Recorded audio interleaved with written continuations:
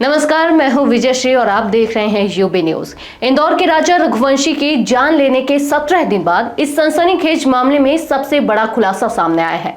2 जून को झरने के पास मिली राजा की लाश के बाद से गायब पत्नी सोनम रघुवंशी अब उत्तर प्रदेश के गाजीपुर में एक ढाबे से मिली है और अब साफ हो चुका है इस जान लेने के पीछे उसी की पत्नी सोनम थी।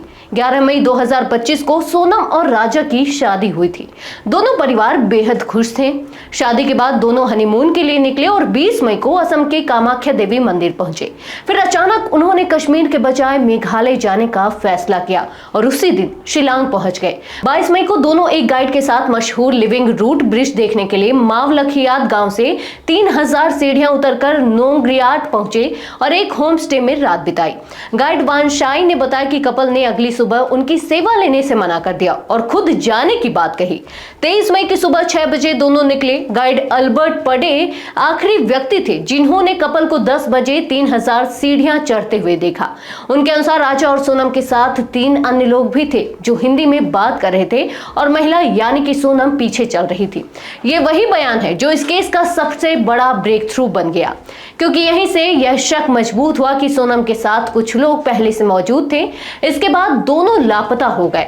2 जून को राजा की लाश वेई सावडोंग झरने के पास गहरी खाई में मिली। शव बुरी तरह सड़ चुका था। उसकी पहचान राजा के भाई विपिन ने उसके हाथ पर बने राजा टैटू से की। शुरुआत में दुर्घटना का शक था, लेकिन पोस्टमार्टम रिपोर्ट में सामने आया कि राजा की जान जाने की वजह धारदार हथियार है। इसी बीच एक और महत्वपूर्ण सुराग सामने आया। राजा की सास और सोनम के बीच एक ऑडियो कॉल जिसमें सोनम ने बताया कि वहां कुछ भी खाने लायक नहीं है, दूध में पानी मिला हुआ है और कॉफी फेंक दी है। सोनम ने कहा था कि वे झरना देखने जा रहे हैं। इसी के कुछ देर बाद से दोनों का संपर्क टूट गया। इस हत्याकांड की जांच में जुटी मेघालय पुलिस ने 7 दिनों के भीतर बड़ी सफलता पाई। 9 जून को सोनम गाजीपुर के नंदगंज में एक ढाबे पर बदहवास हालत में मिली। उसने खुद अपने घर पर भाई को वीडियो कॉल कर संपर्क किया, जिसके बाद स्थानीय पुलिस ने उसे वन स्टॉप सेंटर में रखा और मेडिकल के लिए भेजा। क्या शुभ नाम पड़ेगा?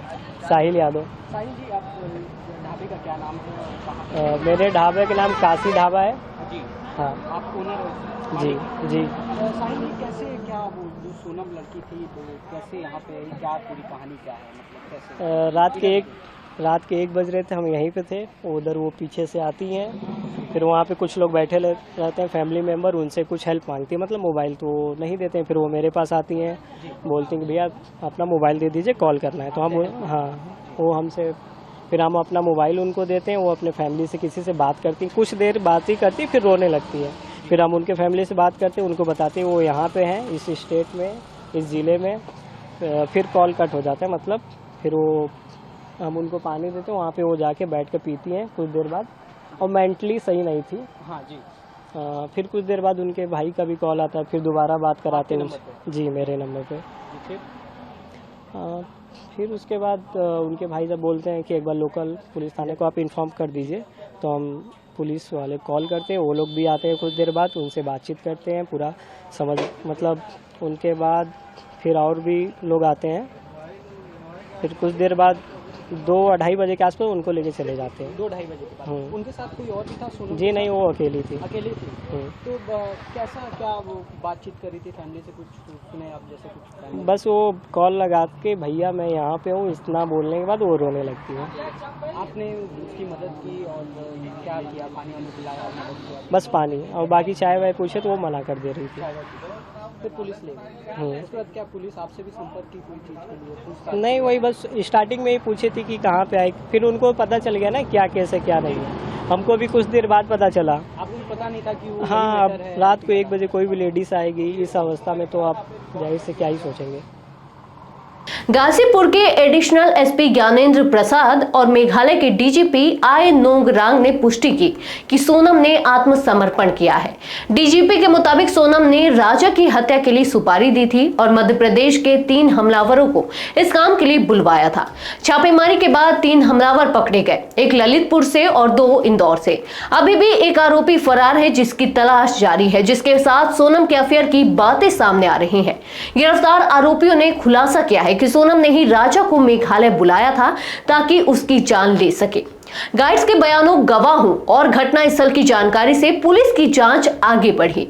गाइड वानशाई के अनुसार सोनम अंग्रेजी में बात कर रही थी, जबकि साथ में मौजूद युवक हिंदी में बोल रहे थे, लेकिन वह सिर्फ खासी और अंग्रेजी समझता था, इसलिए बातों का मतलब नहीं समझ सका। अब तक की जांच में यह स्पष्ट है कि सोनम ने पूरी प्लानिंग के साथ राजा को मेघालय बुलाया, गाइड की मदद ली, रास्ते की जानकारी दी और 3 भाड़े के किलर से राजा की जान ली। लेकिन आपको यह भी बता दें कि राजा के भाई विपिन ने कहा है कि मैंने सोनम के भाई गोविंद से रात करीब 2 बजे बात की थी। उसने मुझे बताया कि सोनम यूपी में मिली है, उसने सरेंडर नहीं किया था। 2 जून को शव मिला, 4 जून को अंतिम संस्कार हुआ और 9 जून को सोनम पकड़ी गई। इंदौर पुलिस अब गाजीपुर पहुंच रही है और आने वाले समय में इस जान लेने के मामले में और भी बड़े खुलासे हो सकते हैं। यह केस न सिर्फ एक शादीशुदा रिश्ते के छल को दिखाता है, बल्कि पर्यटन के नाम पर किए गए क्राइम की खतरनाक साजिश को भी उजागर करता है। फिलहाल पूरे देश की नजर इस केस की अगली कार्रवाई और पूछताछ पर है। आज के लिए बस इतना ही। अगर आपके इलाके में कोई समस्या है तो अब चुप मत रहिए, अपनी शिकायत हमें भेजिए। यूबी न्यूज आपकी आवाज को जिम्मेदारों तक पहुंचाएगा, निष्पक्षता और गोपनीयता के साथ। यूबी न्यूज, जनता की आवाज, जनता की ताकत।